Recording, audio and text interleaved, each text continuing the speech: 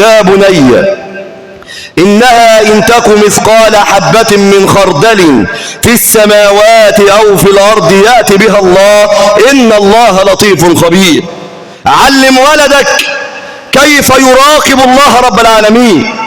علم ولدك أن يخاف الله تعالى. علم ولدك إذا خلا بنفسه أن يجعل الله رب العالمين عليه رقيبا. علم ولدك إذا جلس على الهاتف وحده ألا يدخل على تلك المواقع النجسة الخربة التي خربت البيوت وأفسدت عقول الشباب. علم ولدك إذا خلا بنفسه أن يتقي الله رب العالمين وأن لا يكون أمام الناس شيئا وما بينه وبين نفسه شيئا آخر، فإن هذا من النفاق الذي حذر منه ربنا جل وعلا. يستخفون من الناس ولا يستخفون من الله وهو معهم إذ يبيتون ما لا يرضى من القول.